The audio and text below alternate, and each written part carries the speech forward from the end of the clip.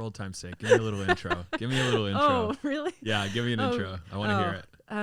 Hello, and welcome to Dear Pop Culture Podcast. This is the podcast where we talk about pop culture that is dear to us. Yeah, I remembered there's a camera there. Yeah, mine. And yes, today, that voice you might be hearing is a special guest we have, a very funny comedian all the way from Toronto. It's Mark Little. Yes, hi.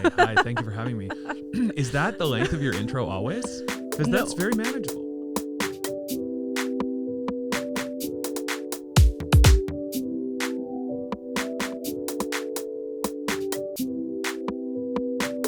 They're usually pretty short. Yeah. I'm not like, oh, so this is the intro, and this is what I was doing today, Right. separately. I don't know. Some people, I've listened to podcasts that do that, and I just feel like I can't. I don't know. Yeah, that's like the Marin approach, where it's like a really long me on my own intro. Yes. And you hear like a cut to here's the guest. Yeah. Right. Although it is fun to imagine like Obama sitting through Marin just talking. Oh yeah, for 10 minutes. Talking about himself for a full 10 minutes. Yeah, just like, okay. Here's what's going on with my cats. I'm the president. Yeah. Yeah. But no, that was you mentioned doing the intro in front of a guest and that feeling uncomfortable. But to me, you liked that it. felt right as rain. I felt like established in. You planted. Oh, good. I don't know what the word is I'm looking for, but now I feel settled. You feel present. I feel present. I'm fully in the podcast. Oh, right. Yeah. That's exciting. Yeah, all of my outside life is floated away. Yeah. My ethics, my who knows? my better sense. Yeah, we're in for an adventure. Yes. We're in the quantum realm. Yes. I just watched the Ant-Man trailer. That's right. That really made me laugh. Those Marvel movies, and mostly I only know them through trailers now. It's been a while since I've seen one, but every time the trailers really make me laugh because it's like they're so far up their own ass now that it's like everyone completely straight-faced Michelle Pfeiffer. Yes. Talking about the quantum realm. You sent something to the quantum realm? Like, oh, yes. Brother. Oh, but I love that. I'm like, Michelle Pfeiffer is such a great actress. She's selling it. Like, sure. I think she is. She is. Oh, yeah. Better than anyone else could. Exactly. But it still is what it is. It's still ridiculous. Yeah. It's still like, there's still a little bit of a taint on her because of it in my mind. I'm like, get paid, Michelle Pfeiffer. Yeah. But this is silly. But it is. Yeah. It's fun. Are you like, do you agree with Martin Scorsese that superhero movies are not cinema? Not cinema? No, I don't agree with that. Although I agree that it's not, that it's boring cinema for me, for my taste. It's gotten to that point. Yeah.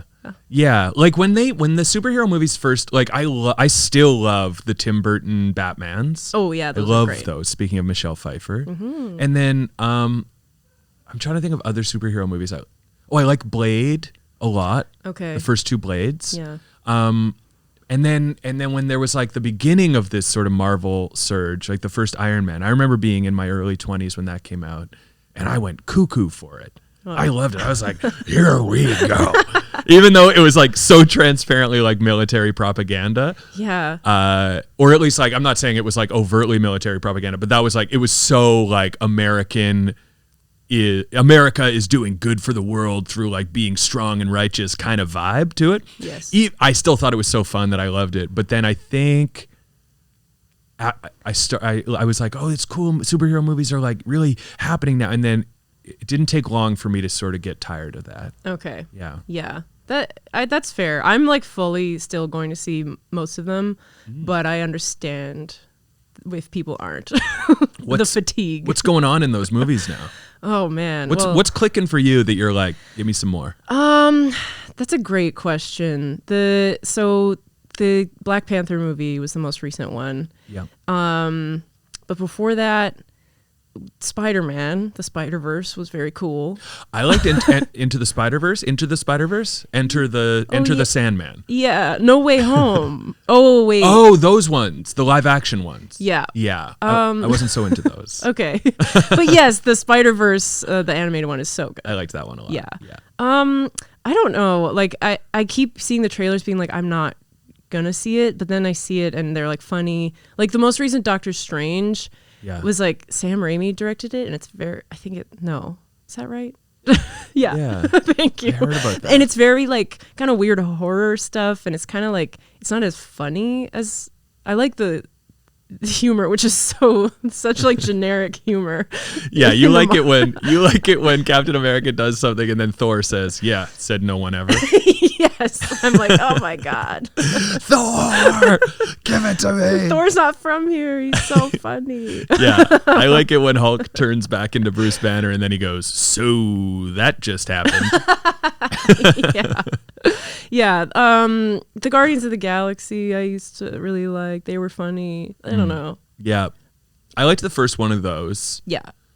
I liked the wrestler guy a lot in that one. Remember that guy, the big guy? Batista. Yeah. And then I found that I think eventually I saw the second one and I was like, they kind of lost what I liked about this. Right. Because it was already like, it's already such a fine line between like the knowing wink that I enjoy versus the knowing wink that I find a little self-satisfied and kind of crappy and kind of lazy or something. Like, Deadpool walks that fine line too, obviously.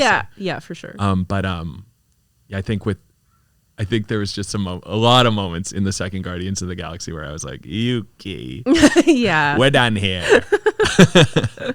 Oh yeah. But I wouldn't have pegged you for someone who's into superhero movies. Oh, because I'm a woman. Just kidding. No, that's kind of my politics. I bring a lot of that to the table, and I'm happy to be able to air that now. Perfect. As publicly as possible. Yeah, I don't know. I am. I like. I was never into like comic books like as a kid or anything, but yeah, I've always liked it. I like a big blockbuster, and I like action movies. I really do like the dumbest, cheesiest action. I just went to see Violent Night. Oh, the Santa one. The Santa violent, very, very violent movie. How was it? It was great. I mean, it was like really dumb. Yeah. It was like, it reminded me of like an 80s action movie. Right. Where it's like, we're going to have this like very earnest, sappy moment, but then there's going to be so much blood and Santa is going to beat the shit out of this like agent guy. Is Santa good or bad in it? He's good. He's good. Yeah. You know what he's like a bad Santa. Yeah. But he's like an anti-hero. Yeah. He like broke bad at some point, but stayed good. Yeah. Broke bad, but stayed good. I think that's the bumper sticker on his sleigh. You know what it reminded me of when I saw the trailer is the very beginning of the movie Scrooged. Did you ever watch Scrooged? Oh, I've only seen parts of it on TV. It starts out with like a fake movie. Yeah. Of Santa, and then like the guy who played some like action hero, the $1 Million Man. It was like someone from the 70s, 80s, like the a big $6 million. The $6 Million Man. Yeah, Lee Majors. Is that his name? I think so. Yeah, I only know that because they say it in this. Anyway, so it's Santa, and then Lee Majors shows up, and there's like a bunch of like people in like tactical gear who are sort of like coming around. Like descending on the North Pole, and then Santa like opens a cupboard and pulls out a bunch of machine guns, and he goes, "Thank you, Lee Majors," and then they start like gunning down people, and he goes, "Ho ho ho!" So it's just like Santa plus guns, a lot of violence, and then it cuts to like Bill Murray in a boardroom saying like, "That's the Christmas programming we want." You know, this is proof of how Scroogey he is because he doesn't get the Christmas spirit. But now culture's caught up. Yeah, he was ahead of his time. Yeah. Yeah. We need a Netflix executive to get visited by 3 ghosts or something. Definitely. Yeah. I love that. I love movies that have like fake movies in them. Yeah, me too. Yeah, like that's a good one. I don't know, like if you can think off the top of your head of like any others, but I'm thinking of in the movie The Holiday with Cameron Diaz. I keep hearing about this movie. It's that time of year. Yeah. Cameron Diaz plays like a woman who like cuts movie trailers. Okay. And in it, there's this, she's trying to cut this trailer, and it's like an action movie with Lindsay Lohan and James Franco. And Lindsay Lohan's like trying to find her dad or something. But it's like, they keep showing clips of it, and I'm like, I want to watch that movie. Yeah, show me that one. Yeah. Yeah. Yeah. There's a really good one, but I can't remember the details in I'm Thinking of Ending Things. Did you watch that one? Oh, no, I didn't. There's a really funny, like, kind of corny rom-com, which is almost like it's almost like a wish fulfillment for certain audience members of what that movie would have been more like or something. Oh, interesting. But I can't I can't remember. I'm sure there's some really good fake movies in movies. Yeah, it's hard to think off the top of your Yeah, call in now. I'm assuming this is live. Let us know. Yeah, let's get on the switchboard. That's what that you is. just pressed record on and off for a while. I don't want to touch that. What have you been watching lately? Well, speaking of big action movies, I just saw Avatar: The Way of Water. Oh my God, I saw it on Friday. You did? Yeah. What did you think? I really loved it. Oh, really? Yep, I loved it. Everything. I accidentally went in 2D. Oh my God. What an idiot. That's not the point. I know. He spent 13 years perfecting this technology and I blew it. But I still loved it. Yeah. Maybe without the 3D, I wasn't distracted by all the oohs and ahs, Right. bells and whistles, and I could just focus on the fun characters and storytelling. Yeah. I mean, the 3D was cool, but I also am like, I probably didn't need to see it in 3D. I'm going to go see it again. Really? I'm going to invest another, I can't remember what the runtime was, but 14 hours? 15 hours? Yeah, something like that. It felt like that to me. Do you remember this line in Avatar? I can't remember what leads up to it, but he goes, "It's called a fist, bitch. Leave my sister alone." You remember when the teen Na'vi says that? Yes. It's a crazy line. Okay, the teen Na'vi, I'm like, James Cameron hasn't been a teenager for a long time. Yeah, he still thinks people are calling each other buttholes. Yeah. And like, okay, so, we're going to maybe spoil some of it. I'm going to try not to, except for like little lines. Yeah, like I want to say like, I don't think this is a spoiler. Sigourney Weaver plays her own daughter. Mm-hmm. She plays a teen Na'vi. And so I'm just like her the whole time, also as a teenager, just being like she sticks her tongue out at a certain point, like, and I was like, I don't know. That was a weird choice. Yeah, why did they have to use her voice? Yes. Just get a teen. Yeah. That's what I thought. Weird choice. Here's my only spoiler for it. It's such a light spoiler. Okay. A lot of people are like, oh, I'm so sick of these blue Na'vi. Everyone's blue. Sure. Yeah. Tuck in and buckle up because we got some green Na'vi. Green Na'vi. Yeah. Water people teaching you their ways. It rocks. Dare I say they're seafoam green? Oh, they're a nice seafoam green. Oh, yeah. God. They are made of natural loofah material and they are cruel at first, but you're not going to believe it. Nice as you get to know them. They come around. Everyone comes around to one another. Yes. I did like that the theme or the premise message of the movie was the only way to stop colonialism is with a gun. It's so anti-pacifism. It's so like the opposite of a Gandhi message that I was like kind of impressed by it. I was like, okay, James Cameron. That is interesting. Arm the oppressed peoples of the world and and set them loose. Yeah. Also, like, what a choice to have like Kate Winslet, a white British woman, play this like tribe woman leader who's being colonized. I did not realize that was her. Yeah, I knew she was in it, and so like halfway through, I'm like, that must be her. Yeah, surely not the woman doing the accent? Kind of borderline Maori accent. Yeah. Oh boy. Yeah, I was like, okay. Yeah. This is happening. Yeah, that kind of muddies the message a little bit, but right? Who's to say? Yeah. I thought it was like a decent movie, like obviously visually incredible. Yeah. But also I found like the messaging very like family heavy. Yes. To the point where I was like, this is like Fast and Furious. Like he just kept being like, we stick together, we're family. And I was like, we get it. Yeah. Dominic Toretto. Yeah, there's a lot of moments in the movie where someone says the themes out loud. You're just like, let's use a different line here. Yeah. Trust us a bit more. But that's like, that's Hollywood. That's Hollywood. Baby. That's like every trailer now is like, people are so worried about alienating audiences, I think. So they just like are so like on the nose with the universal themes of a movie. Like when you see Ant-Man, the trailer for Ant-Man, and it's like the quantum realm and we're going to get lost in the topsy-turvy verse, But then even more clearly, someone will be like, I need to show my daughter what it means to be a father.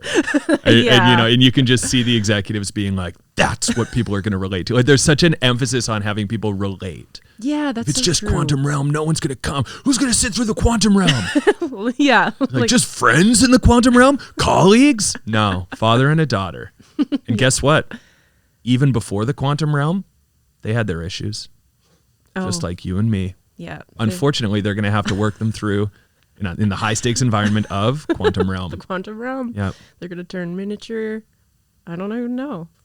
They're going to turn so small. I really thought in that trailer when they went to the quantum realm, it was going to be like Ant Universe and it was just going to be like, we're all ants down here. You're not special. It'd be like, oh. Yeah. Did you see like the first Ant-Man movie? Like, no. There are like literally moments where he's just surrounded by like ants, and it's creepy to me. Because he's not an ant. He doesn't turn into an ant. No. He just gets quite small. He just gets quite, yeah, exactly. Ant-Man's almost a rude name. Yeah. It could be called something else. Well, because ants are strong and smart. Oh, yes. It's actually a compliment. Yeah. That's the rest of the adventures. It's actually a compliment. It's a compliment. It's probably the nicest name out of any of us. Yeah. Spider-Man, Ant-Man. Spiders Spiders are cool. more obviously They're cool. Fearful. Fear-inducing. Yes. Yeah. 100%. Yeah. No one's phobic of ants, That's true. to my knowledge. Me neither. That would be interesting. I wanted to go back to Avatar a little. Okay. Like, so you were a big fan of the first one. At the time I was, and then, like I knew it was like silly because of like unobtainium and Oh, yeah. I don't know if you remember that. I really liked it when it came out. I think I saw it like twice. Yeah, I loved it. And then, everyone told me it was actually so stupid and sucked. And then I was like, yeah, it was stupid and Totally. sucked. But I couldn't shake from my mind that I was like, but I really liked it. So then I rewatched it in theaters like a month ago. I don't know if you remember when they like pushed it out again. Basically, so James Cameron could just, add to the box office, I'm assuming. But, and I liked it again. I liked it even more. Oh, wow. I was like, this rocks. Okay. So I was really excited for this one. Nice. Yeah. That's good. I remember liking it, but I have not seen it since it came out. And then I had a friend who was like, do you want to go opening day to the sequel? I was like, yeah, I'll see it. Sure. Like, I wasn't like so excited, but I was working at the movie theater when the first one came out. Oh, wow. And that was a crazy experience. Like, so many people came to see that movie for months and months. It would be sold out. And like, there was like 85-year-olds being like, I haven't seen a movie in 20 years and I'm going to see Avatar.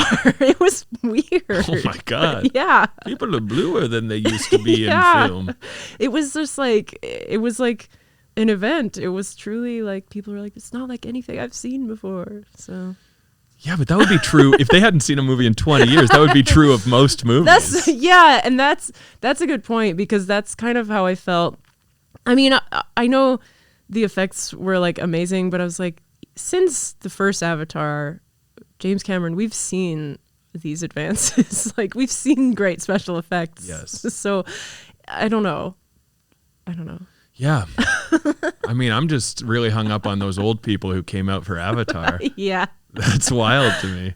Yeah. That must have just been really effective marketing, because I could not imagine a less palatable movie to an old person than like a big blue, yes, bug-eyed sci-fi, like, yeah. Like, did these old people like what kept them from going to see Jar Jar Binks?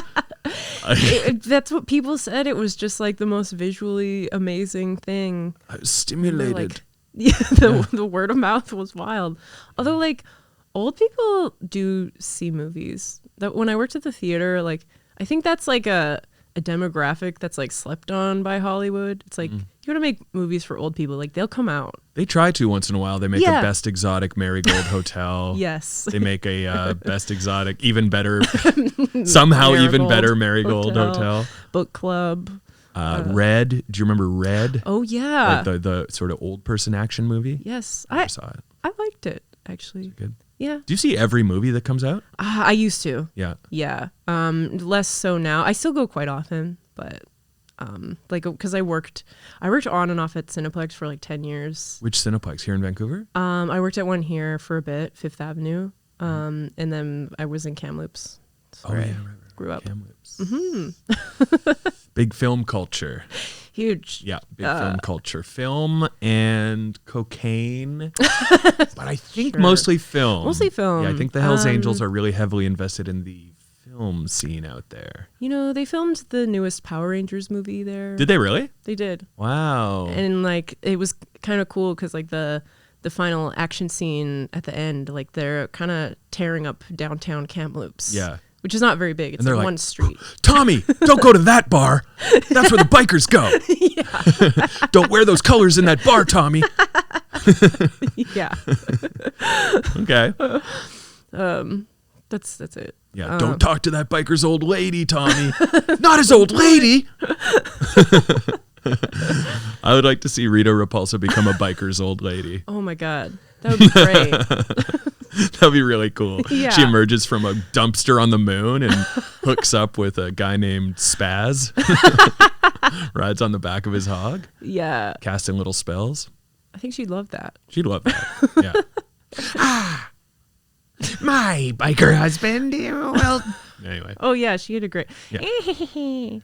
Power Ranger. I love how she was like a potter. Do you remember this? She had like a kiln. I don't remember that. She made her little her villains of the day, villains of the episode. She made them out of clay. She sculpted them, put them in a kiln. Oh. Instant kiln. They came out glazed. Nice.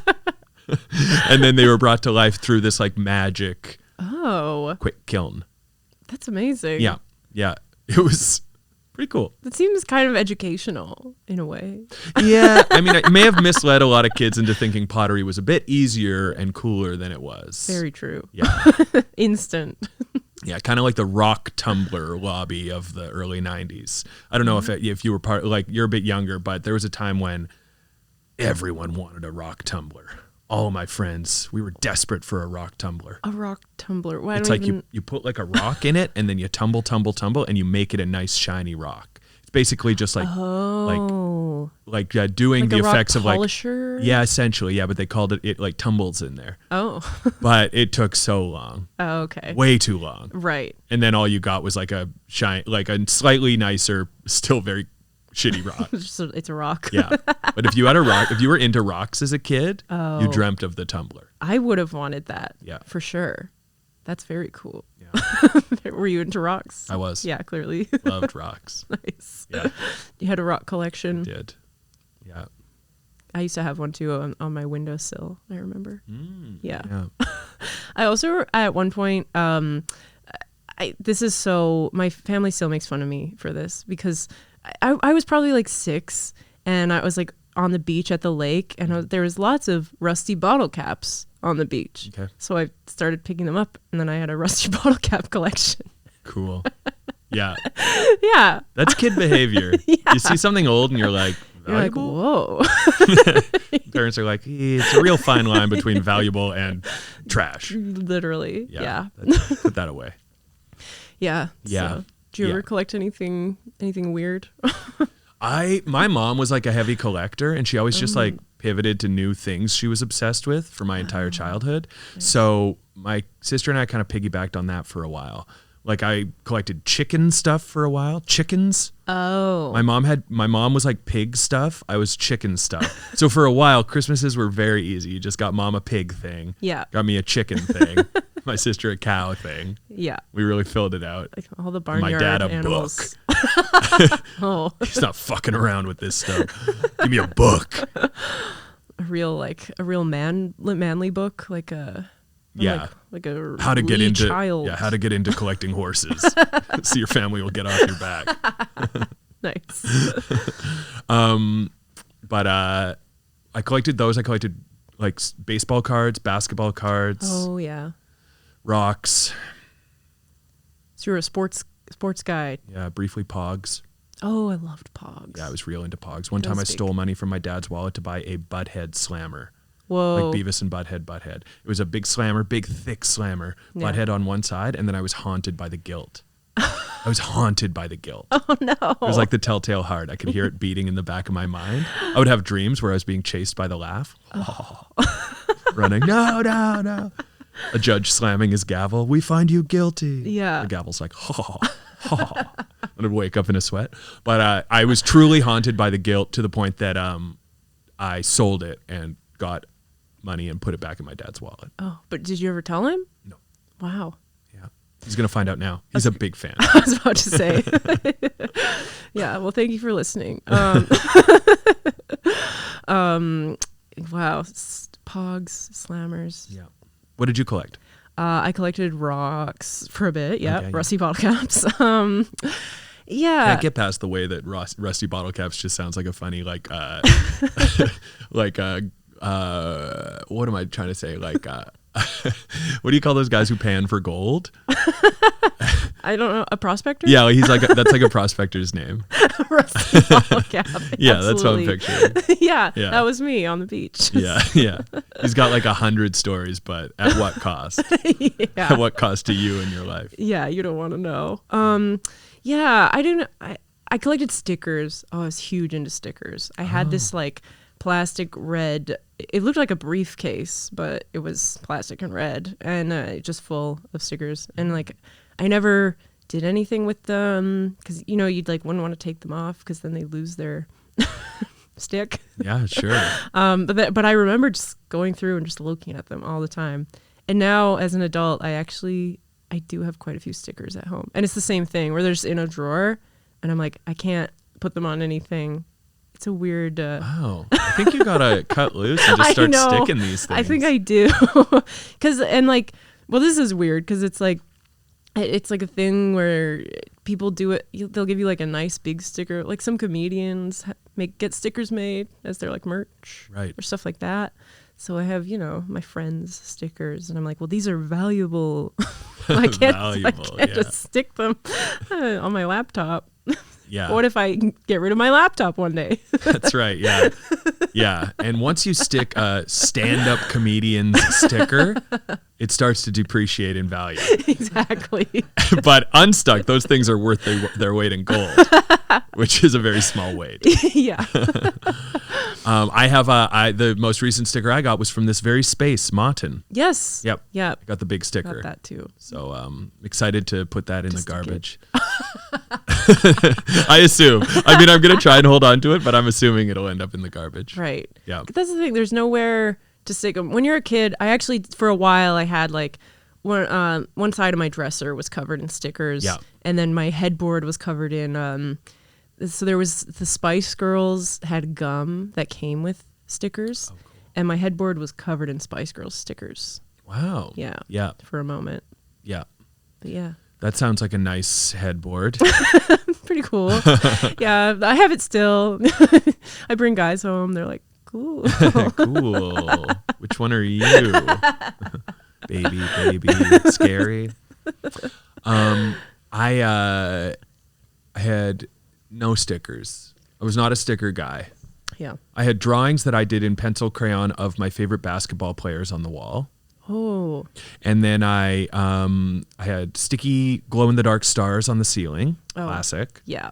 I had movie posters on the wall also. For some reason, I had an Above the Rim poster, which was a basketball movie in the 90s, where it starts out with a nightmare flashback to a guy remembering how he was playing basketball with his friend on the roof, and his friend tried to like dunk and went through the backboard, which broke, and he fell off the roof and plummeted to his death. Do you remember this? This sounds so familiar. Yeah, I think Tupac was in it. Okay.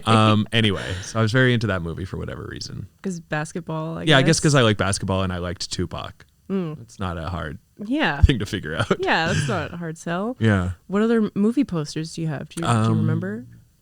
I had Fargo for whatever reason. Oh. My mom took me to see that with my sister when I was in like grade 7 and she was in grade 5, and all the other parents looked at her like she was the devil. She also, when I was in grade 6, took me and my friends to see Seven. Whoa. Which is even crazier. Yeah. Yeah. Scary. But I remember laughing in Fargo at the wood chipper scene. Like I guess I was into dark comedy even then. Yeah. But yeah, the parents, because it was like it was on Hornby Island in like a community rec hall. So it wasn't even like a sort of anonymous film viewing environment. It was very like everyone in the community right. was looking. Yeah. And aware. They all knew you and they were like, why are you here? Yes. 100%. Damn. But I had Fargo. I really got a kick out of that. Yeah, that's a funny movie. I'm like, I haven't seen it in a long time, so I don't know how inappropriate it would be for your child, but I don't feel like it's that. I don't know. Yeah, I mean, there's a lot of murder, I guess. and it's treated pretty glibly. But I would say glibly in a way that's like kind of fun for kids. Right. Yeah. Cute. Yeah, almost like cartoonish in a way. Yeah. Almost cartoonish. Yeah, that's like the Coen Brothers style. Yeah. I was gonna say this.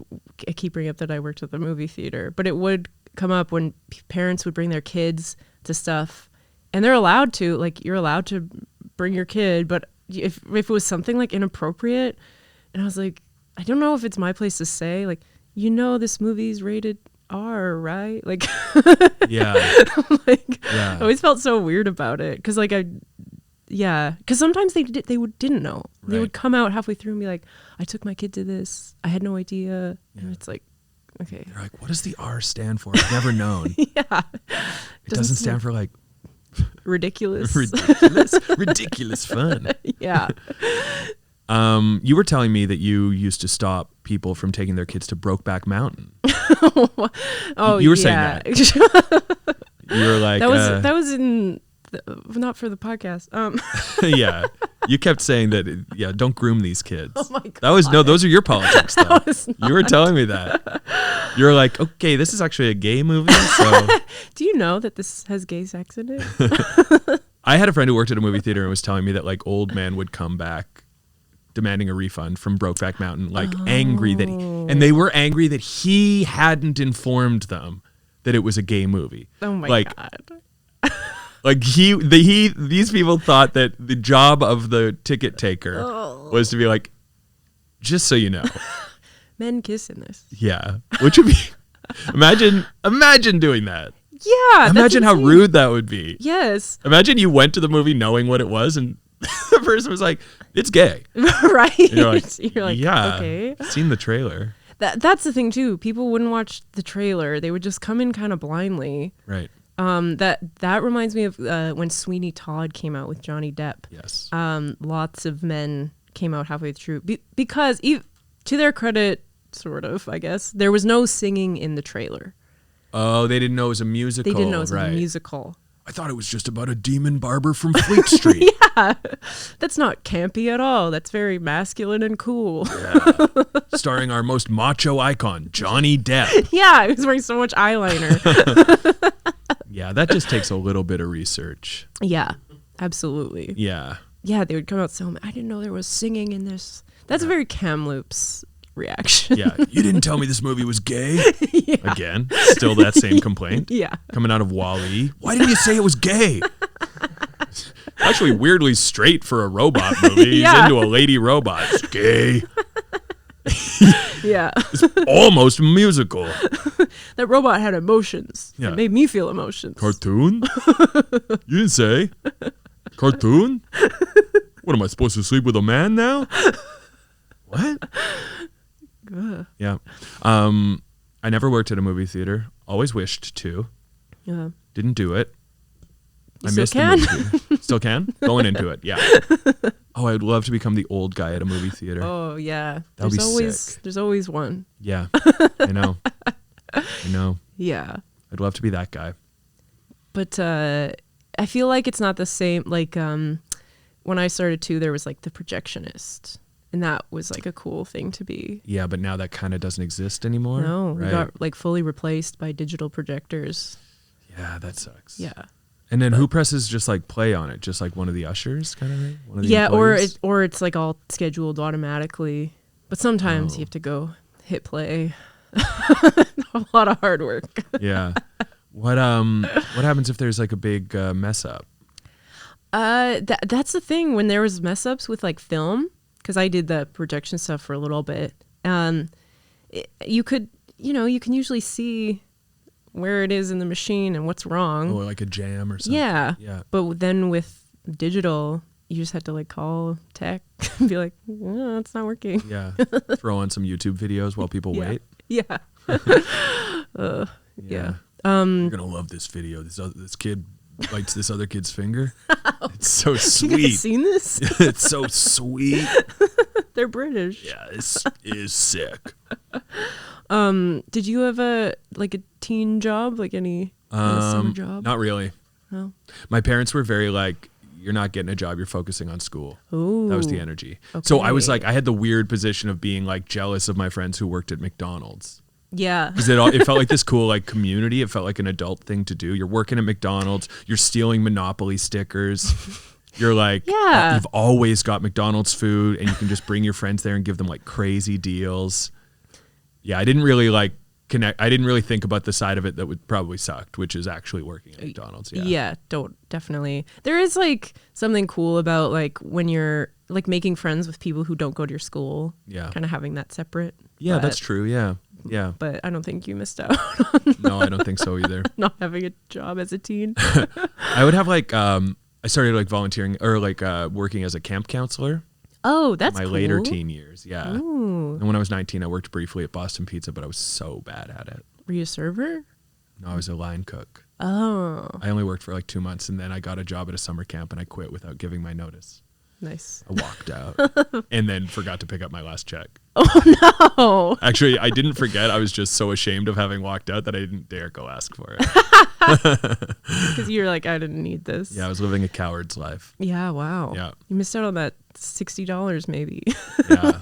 I would have gone a long way in the camp economy, in Oh. the summer camp economy. I could have paid to get a kid beat to death. Yeah. What kind of camp is this? A cool one. Kind of like a juvie camp. Yeah, like real early kind of prison camp energy. Yeah. It wasn't actually a summer camp. No. It's like the grounds were cool. They were like mostly concrete. Not a lot of sunlight getting in, but like for like 30 minutes a day, you got a nice walk around the yard. nice walk around the yard. Yeah. Sick. Paid in cigarettes.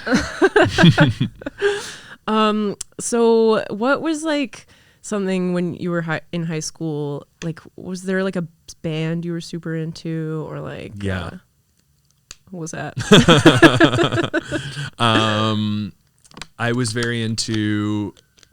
I had like a series of favorite bands, but my first like most impassioned like the first concert I ever went to was I Mother Earth.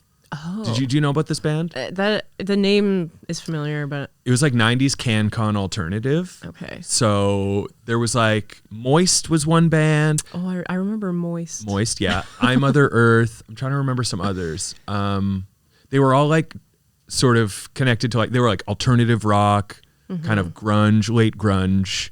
So like heavy guitars and stuff. Yeah. A bit cheesy. I Mother Earth had this song where they were like, "One more astronaut has left this." I can't remember what it is. It doesn't matter. But I loved them, and that was the first concert I went to. Was I Mother Earth with the opening band Moist, and then even opening for Moist, Matthew Good Band. Oh, whoa. It was a big night for me. Yeah. And I was so small. I was like 5'2" and like 100 pounds.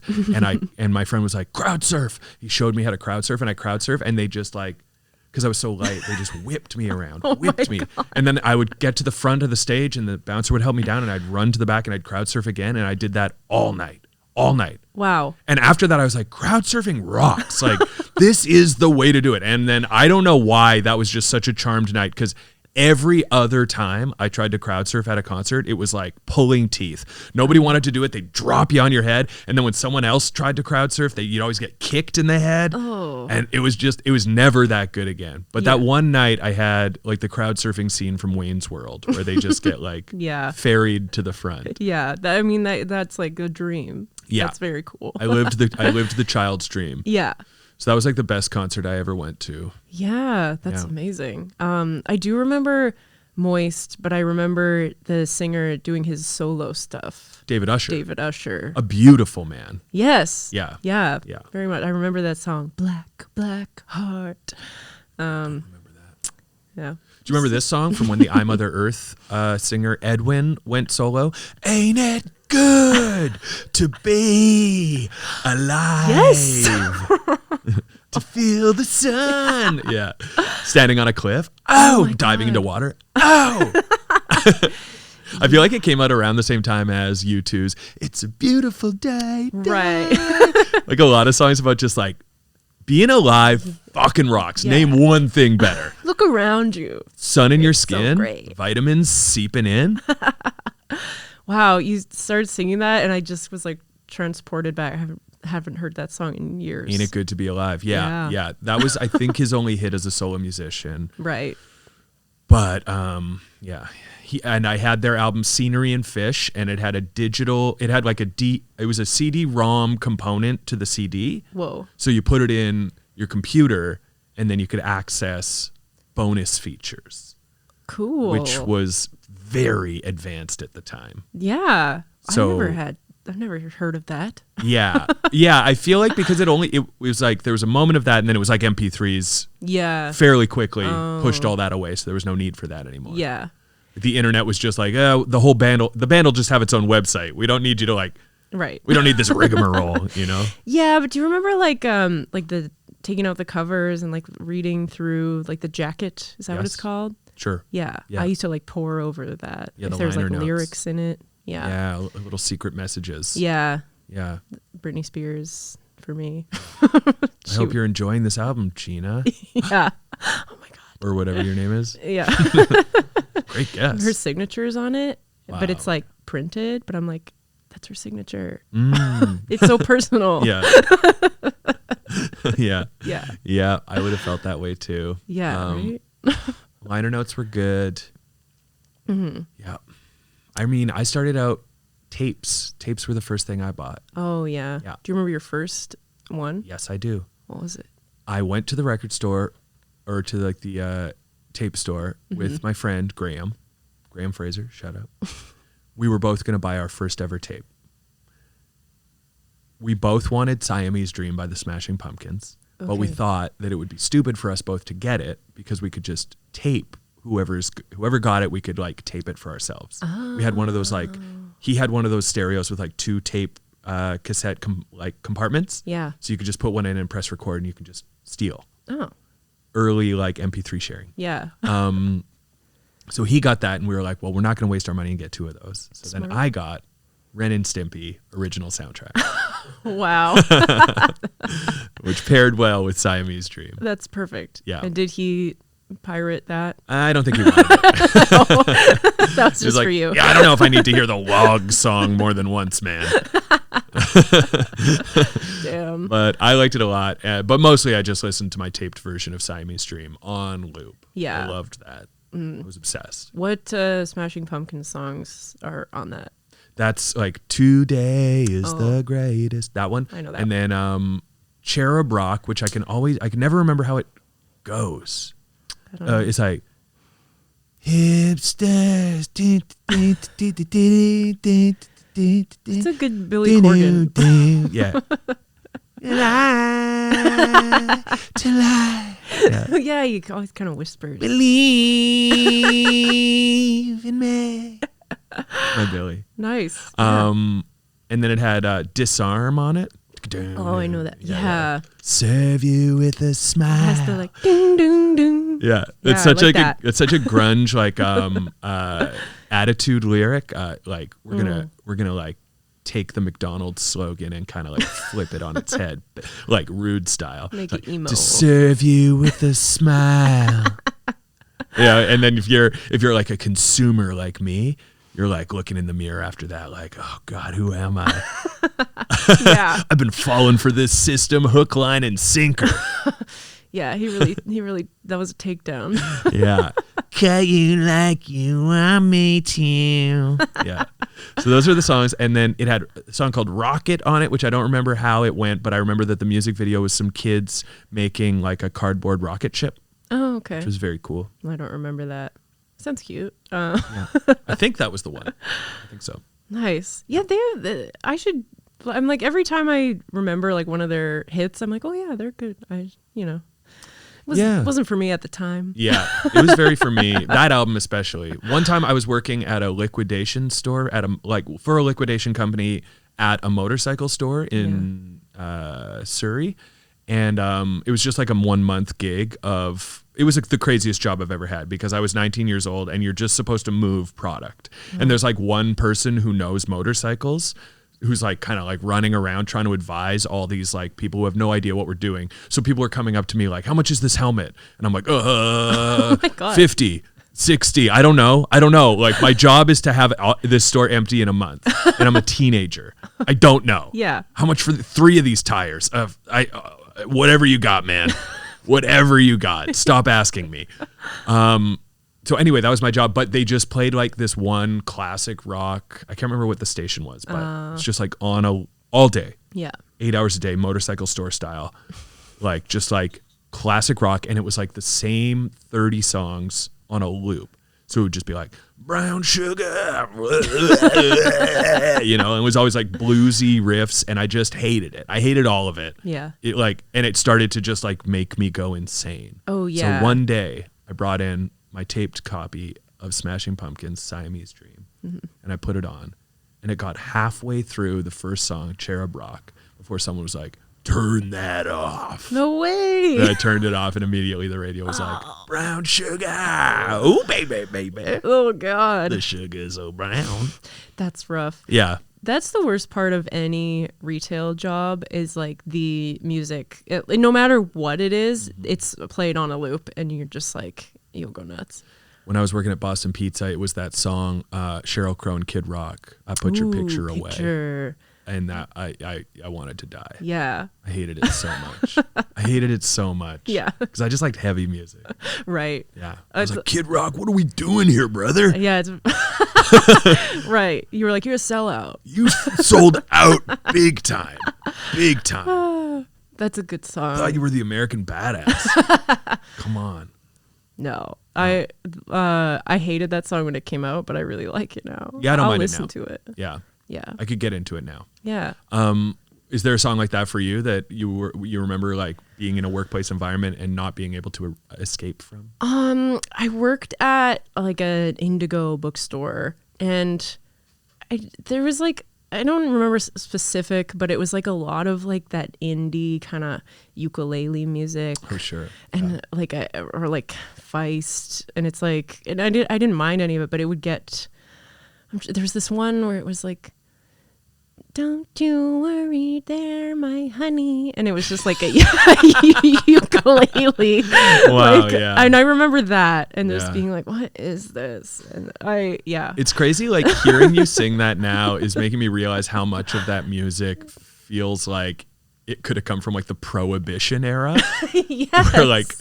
where just everyone had to like tighten their belts and they couldn't afford more than the smallest single instrument. Yeah, it's They're like just singing like tiny escapist ballads to try and forget the fact that all they ate that day was like shoe leather boiled in a broth. yeah.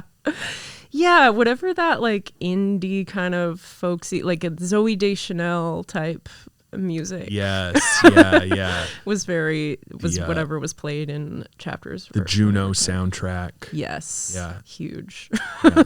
You're a bit cute and I'm a cutie. Yes. I like it when you kiss me. Shh. That's a secret. Yeah. It almost sounds like it's from like a 50s movie also. Like something Yeah. Marilyn Monroe could have been singing. Yeah. Full grown adults singing about holding hands and nothing more. Oh God. Just nice. Yeah. Yeah. Definitely something repressed and psychotic about it. Yeah. Yeah. Agreed. Old people pretending to be little kids. Ooh. Creepy. We don't like it and we don't need it. Yeah. We see right through it, frankly. Yeah. Clean up your act. You heard it here. We see through it. Yeah. Don't we love a nice comedian too? What? Don't we love people who do cutie pie comedy? We trust those people. There's literally implicitly. There's literally a show here in Vancouver called Cutie Pie Comedy. Oh, there is. Yeah. But it's a good show. But Yes. I know what you mean. I'm sure it's a little bit tongue in cheek, the name. Yeah. Yeah. Yeah. Now I forget what I was going to say. You said something about a Ren and Stimpy, your Ren and Stimpy tape. Yes. I had a Ren and Stimpy game for Super Nintendo. Did you ever get to play that? Is that the one where you have to just pluck a giant's pubes each level until you finally get to the final level where you crawl into an asshole? And, no, I'm just kidding. Like, I'm just assuming that would be the game. Literally, like the only level I remember is like you're in a giant's mouth. Okay, and yeah. you're doing something with his teeth. Yeah, you're like it's probably something nasty, like you got to get the plaque off his teeth or something. Yeah, and then I don't know which is which, Ren or Stimpy. Ren is the little chihuahua. Okay, yeah, and Stimpy's it would be the cat. Just him saying like the weirdest stuff, like I can't remember. Yeah. Stimpy, you idiot. Yeah. It's kind of vaguely Hispanic. Yeah, but I remember because my brother and sister playing it, and I was like, what is this? And like it's just the teeth thing, but I was like, something about this makes me feel uneasy. Oh, that was the Ren and Stimpy experience. Yeah. I couldn't actually watch it that much as a kid. Yeah. I liked the songs and I liked the soundtrack. Yeah. But anytime I would watch an episode, it would like turn my stomach. It felt horrible. Yeah. What was it? Was it for adults? Maybe a little bit. Maybe. Yeah. I don't know. I don't know what the audience they intended was. Yeah. Who's to say? Okay. Creator, bad guy. Oh, really? That's not surprising. Yeah. There you have it. Yeah. Were you into a lot of cartoons? Yes. Simpsons. Loved Simpsons. Oh, I had the soundtrack to that. Oh, you did? Songs in the Key of Springfield. Oh, it was called. I remember this. Yeah. Well, it was like my family had it, but what songs would have been on that? We got the fake Michael Jackson song. Yeah. See My Vest. Oh, of course. Who Needs a Quickie Mart? Oh, good song. Yeah. The Monorail. I do. Yes, yeah, that's a really good part. song. Yeah. Monorail, of course. Yeah. Yes. Wow, great songs. Yeah, it was a great soundtrack. I feel like this is an unpopular opinion, but those first 10, 11, 12, 13 seasons of The Simpsons rocked. Yeah. For 10, 11, 12, 13. I know this is a hot take, but I think those were even better than the seasons that have come since. Yeah. I don't know if a lot of people would. Don't come at me, but I think that it peaked slightly early. Yeah. I think people like the Lady Gaga episodes. Yeah. Okay. So obviously the height of The Simpsons is Lady Gaga. But for me, I'll always have a soft spot for those first 13 seasons. Wow. Okay. Yeah. I guess it's like a guilty pleasure, you call it. I know that the sophisticated take is to say that I like when they went to England with Tony Blair. Right. And roasted Tony Blair's accent and his policies. And I know, obviously, smarter and funnier people than me will, champion the Demi Lovato episode. Yeah, classic. But for me, it's always those first 13 seasons. Right. Yeah. What's who is some of your favorite characters? Demi Lovato, Tony Blair, Gaga, obviously. Of course. Mutt Lang. I don't know. Mutt Lang. I thought he That's might have been on Shania it. Twain's husband. Just a name I think about a lot because I can't believe that's a real guy. Yeah, that Mutt is such a wild name. I honestly always picture the dog Muppet. Yeah. Always. Which is actually named Ralph. Ralph, yeah. Rolf. Ralph. One of them. Yeah. I want to say that it's ROWLF, but it might just be ROLF. Oh, yeah. Because Ralph is too much. Mm-hmm. It's a mouthful. Yeah. But favorite Simpsons characters, it's getting, with age, my tastes change. Sure. So probably okay, so I love Marge now. And I love Burns. I love Mr. Burns. Burns is probably my favorite. But my favorite, I love Homer and Bart only when they're being, I love sophisticated Bart. When he becomes a bit queenie and a bit sassy and smart. Yeah. Which is once every several episodes, Bart will just be weirdly intelligent about something and a bit sassy. Yeah. And I love that. That's probably my favorite bit every time. And Homer does it a little bit too. Right. Where all of a sudden Homer just knows something. Oh yeah, that's a good bit. Yeah. Or I do actually the full episode when they take the crayon out of his brain and he's a genius. Yeah. I always remember when he comes home and he's like, "Oh, Lisa, do you want to go to the library tomorrow? Notice I no longer say library or tamari." Oh, and every time I watch it now, I maybe laugh hardest at Mo. Oh yeah. Mo really has started getting me. There's like one joke that I saw recently that made me laugh so hard, and it's the episode where Bart gets a credit card and then all of his stuff gets repoed, including Santa's little helper, because he keeps like the cooler dog, but then he regrets his choice. I don't know if you remember this, but he goes to the repo store to like the repo whatever to try and deal with it. And Mo's already there, and he's going, "You gotta give me back my floors. My customers are walking around on the pipes." And then the guy says, "Pay your bills." And he goes, "I don't wanna."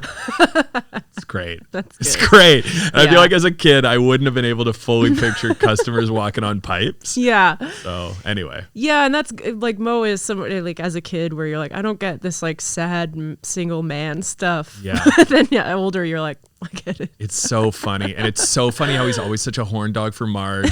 And and no one ever feels bad about ripping on Mo to his face. Calling him ugly, calling him pathetic. Yeah. It's really good. And a guy who's angry and hates himself and hates the world. Yeah, it's a very good character. I like it a lot. Yeah. Really good. Yeah. I always liked Snake, the bank robber. Oh, yeah. Yeah. Kind of a butthead quality. Yeah, you're right. It's like, what's a snake line? Hey, good. Put your hands up in the air. It's like very Californian. I guess now that I'm thinking of it, he must be named after like Snake Plissken, the Kurt Russell character, right? The Escape from New York guy. That's probably maybe. That makes sense. Because like thinking about it now, it's like such a not obvious criminal voice to do this kind of surfer dude. Yeah, true. Like no other show or movie that I can think of is that accent associated with criminality. That's outside true. of maybe like Point Break, but they're surfers. That's the point of it. Yeah. Yeah. It's the point of the break. Oh. We'll take a break and we're back. Perfect. That's a good movie. That is a good movie. But yeah, there's no reason that they have that has his voice. Yeah. It's like Bill and Ted voice, like Valley. I'm from the Valley. And I rob.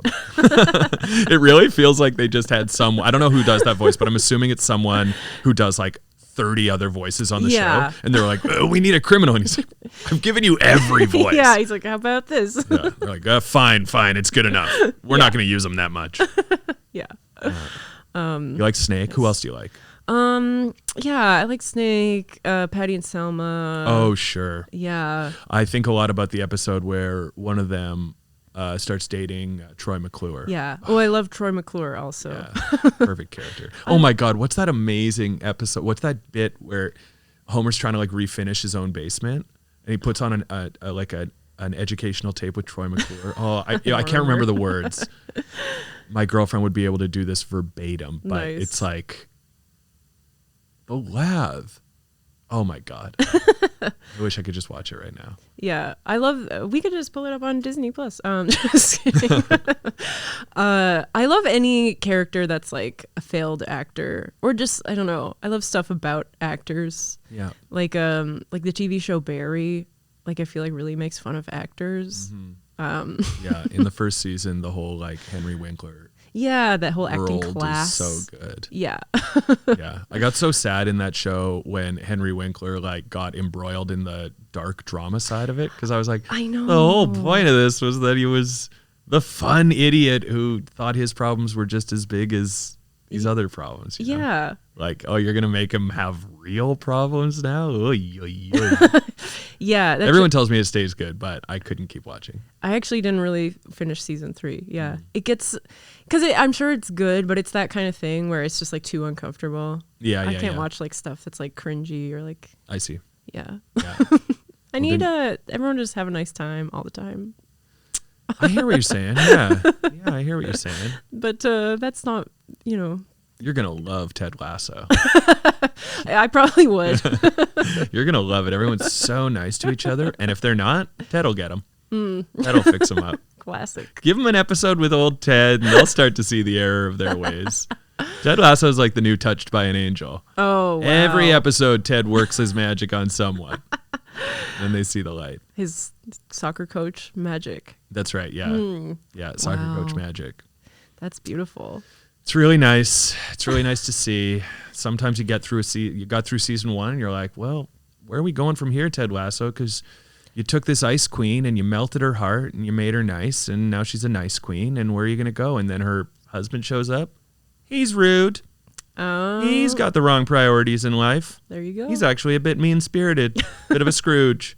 If only there was someone who could get to... Ted Lasso's back, baby. He's got a new task. Is that his real name? Ted Lasso. Ted Lasso? Yeah. Wow. Based on the character he played in like a Visa commercial or something. Some commercial. Wow. It was like a character for a commercial that they made a show out of that set the world on fire. People love it. We didn't know how much we needed a warm hug from TV. We did. That's right. I did. I haven't seen it, so I still need it. Oh, you'd love it. Have you ever like eaten only candy like for like 3 meals in a row, and then your teeth start to rot and you feel so bad, but you can't stop because it's candy? That's what Ted Lasso's like. No, that's unrelated. But Ted Lasso's so nice. He's so nice. He's so nice. Oh my God. But he's not uncomplicated. Okay. He loves his wife so much, but she wants a divorce. Ooh, that's sad. Because the problem is in his relationship, he was way too nice. Oh my God. He was so nice. Oh God. He was so nice. Oh, I want Ted Lasso in my life. Did Jason Sudeikis write this show about himself? I don't know. I don't think he wrote it. He's just like, this is how I want to be seen. It's possible. It's worked for him. Yeah. And I think that's who he really is. Oh, yeah. Yeah. Definitely. Yeah. When he had that custody thing delivered to Olivia Wilde on stage during like that awards show. Yes. My first thought, this is nice. This is really like sweetheart behavior. Yeah. Yeah. Ted Lasso, he's oh God, I don't even. I can't wait for you to watch Ted Lasso. You got to watch it. I You got to will do your eventually. due diligence. But that's the thing. This podcast is purposely not about anything current. Oh, I see. So I just talk about whatever I want. Yeah, that's good. I don't have to stay caught up. That's right. That's good. That's very good. Did you watch White Lotus season 2? I did. Me too. Oh yeah, what'd you think? Everyone was so nice. So too nice. I loved it so much. It was great. I love that The finale was like really good. Yeah, I know. Yeah. I love it. Do you think you like season 1 or season 2 better?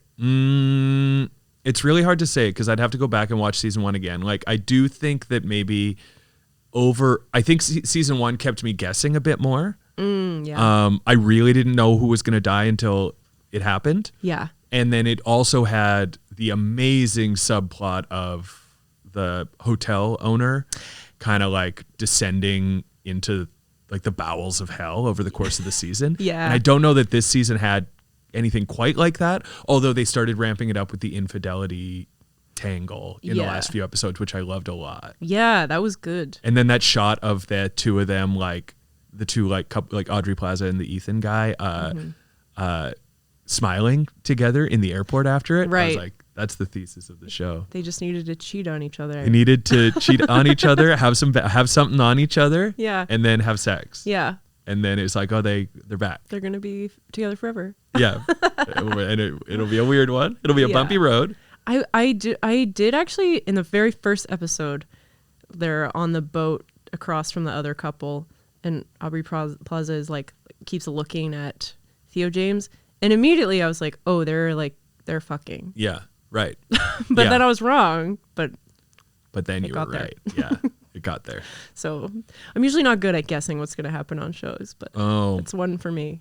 One for me in this one was when the gay guys were taking Jennifer Coolidge in like their first or second episode, and they're sailing by and telling her the story about all these women, these rich women who like in the legends of whatever that villa on the hill would like get killed or whatever. Right. I was like, oh, they're going to kill Jennifer Coolidge. Yeah. That was the one thing I called. Yeah. And maybe everyone called that. But I didn't. I was like, I see. You're like, But then there was a part of me that was like, are the gay guys going to be bad? yeah. And then I was like, oh, it's Mike White. Yeah. Yeah. He's more than willing to make the gay guys the bad ones. Yeah. I love that she just kept saying, these gays. Yeah. Do you know these gays? Yeah. Gays?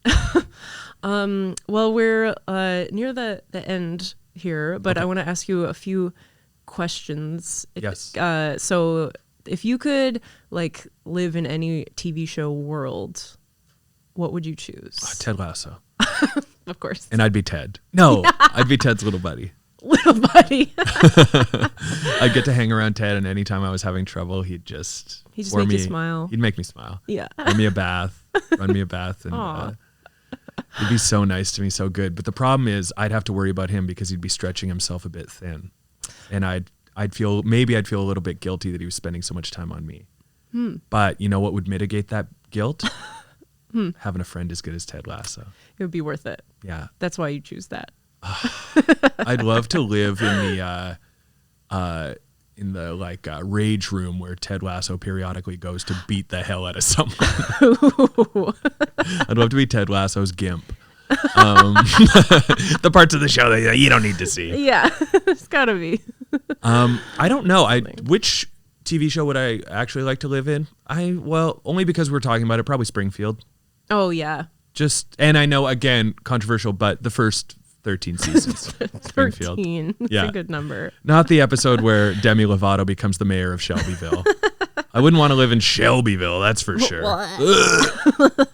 Gag me. Yeah. Gag me with an ill-begotten lemon, Shelbyville.